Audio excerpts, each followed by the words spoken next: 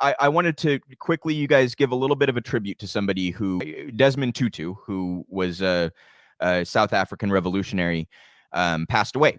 And I think it was a little over a week ago or something, but I didn't do a show last week. So one thing, and it reminds me a little bit of with MLK, we can talk about his work on race issues. We can't talk about his work on socialism, right? Like I'm talking about in the mainstream. They won't describe MLK as a socialist, even though one of the things he was fighting for was workers' rights, and he was a socialist, right? Kept company with communists, you know. So that gets like left out and whitewashed. And a similar thing, I think, has happened with Desmond Tutu's opposition to the Israeli ethnic cleansing campaign in Palestine. He was a staunch supporter of Palestinian rights, and that aspect got somewhat left out in the discussions about Desmond Tutu following his death. And before I show you guys this clip here of him talking about Palestine, he has one of my favorite quotes of all time, and I might not get it word for word, but it's something like, in instances of oppression, if you choose neutrality, you've chosen the side of the oppressor. And he goes on to say, if an elephant has its foot on a mouse's tail, and you say you're neutral, I don't think the mouse will appreciate your neutrality. And I think that's such a powerful metaphor for a lot of the issues that we face today. In these instances of oppression, and, you know, like even the labor issue we were just talking about, there's an elephant who has their foot on the tail of a mouse. And if you sit there and you say that you're neutral, you're very clearly taking the side of the elephant, right? So Desmond Tutu was a legend, and you know, we've lost a lot of good ones. We just lost Betty White. Seems like a whole lot of fantastic people have unfortunately passed during this pandemic. But I wanted to show you guys this video of Desmond Tutu talking about Palestine, because I felt this was somewhat left out of the conversation. Time, I mean, very much so. You said that what you saw in Israel, something that was quite akin to the situation in South Africa before freedom came to the black people of South Africa. Well, in many instances, worse. It's actually quite distressing. For one thing, we didn't have a wall that encroached so very seriously on the territory of other people. I mean, many of them told us that I used to get to my farm in 10, 20 minutes. Now it's 2-3 hours. And having homes demolished, the Israeli politicians are aware that they can get away with almost anything because the West is guilty. It feels guilty. It feels guilty about what they didn't do when the Holocaust happened, and they've given a kind of carte blanche.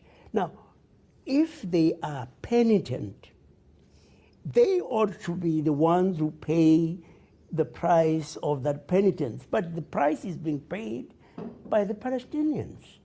Part of my own concern for what is happening there is in fact not what is happening to the Palestinians, but it is what the Israelis are doing to themselves. I mean, when you go to those checkpoints and you see these young soldiers behaving abominably badly, they are not aware that when you carry out dehumanizing policies, whether you like it or not, quite inexorably, those policies dehumanize the perpetrator. That was the sort of reaction in part that you had to your... So just, you know, a fantastic clip there from Desmond Tutu, and we lost a good one. And he's exactly right. It's this very weird dynamic where we are penitent in a sense about the Holocaust, and there's this sensitivity about criticizing Israel because of the Holocaust. And yet, who's paying the price for that? Is it those who didn't act during the Holocaust? Is it no, it's Palestine. It's the Palestinians who pay the price for all of it. So I thought that was a profound point. And he also makes the point that those who engage in inhuman policies dehumanize themselves as well. And I also think, you guys, that sounds sort of, I don't know, you know, new age, whatever. Like it sounds sort of, I don't know what the right word I'm looking for is, but I think there's a lot of reality to that. I really do. I think when you act to dehumanize others, you're actually dehumanizing yourself. And in fact, some Israeli negotiators over the decades have expressed that one of their concerns is that they might actually be losing their own country right now. Of course, unfortunately, the authorities in Israel don't seem to see that because they continue to engage in these horrendous campaigns, an ethnic cleansing campaign, illegal settlements and war crimes. So, and by the way, that has not stopped since the ceasefire. Just in case anybody is curious, obviously I might have my timeline a little bit mixed up, but last spring or summer-ish, we had a couple months where it got really, really bad. And then there were 2 supposed ceasefires that were met. I've seen reports periodically, every few days, it seems, there's another report that they're dropping bombs again in Gaza. And the illegal settlements have never stopped, by the way, regardless of whether or not a ceasefire was in place. The settlements never stopped. So all of these crimes against humanity continue, and they just suddenly are ignored because it is slightly less incendiary than it was for a couple of months previously. Naftali Bennett he's now been in office for half a year or something close to that, and has not really shown much of a change in policy from his predecessor Netanyahu. So, and by the way, Bennett's a terrifying character. I showed one of the first episodes that I did for Real Progress in Action was I showed a clip of it was years ago, 4 or 5 years ago, but Mehdi Hassan was interviewing Naftali Bennett, obviously before he was prime minister, but he was in politics. And Mehdi asked him, like, you seem to be taking the position for a little bit of background. Bennett was a settler. I mean, he was, as a soldier, he went and protected settlers, and he's proudly a Zionist. He supports the settler campaign. And Mehdi asked him, he said, you seem to kind of be turning to your religious text to justify your political actions. He said, are you a theocracy now? Does your religious text supersede your Supreme Court rulings? And Bennett just kind of refused to answer and gave this very flippant response that Mehdi should, if Mehdi wants to alter Bennett's behavior, he should rewrite the Bible effectively. So, some pretty terrifying and unhinged characteristics that Naftali Bennett embraces, and that's held true in his policy. He has certainly not stepped back from Netanyahu's positions much at all. So this is an issue that I hope continues to get attention, because it just seems like there are little flare-ups every few years. I don't mean to demean it at all, but you guys get what I'm saying.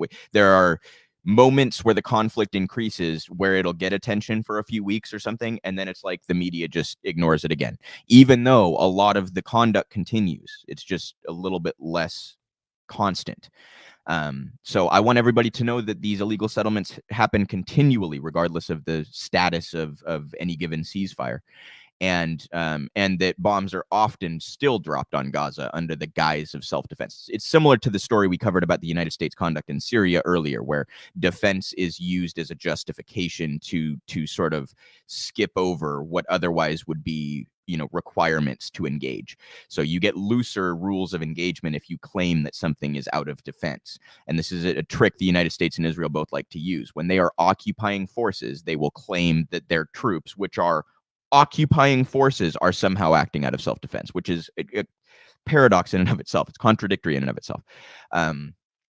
So I just wanted to draw some attention to Desmond Tutu's views on Palestine and his support for Palestinian rights, because I felt that was largely ignored by those who paid tribute to him. And obviously also a civil rights hero, a fighter for everybody. And he will be sorely missed. The world is a little bit worse off without Desmond Tutu. So, but I encourage everybody to, to support those who are the victims of injustice everywhere, as Desmond Tutu did, proudly standing by Palestinians, saying that he sees some similarities between Palestine and apartheid South Africa and all that. I encourage everybody to support anybody who is being oppressed and victimized by imperialists and this system that we've set up. So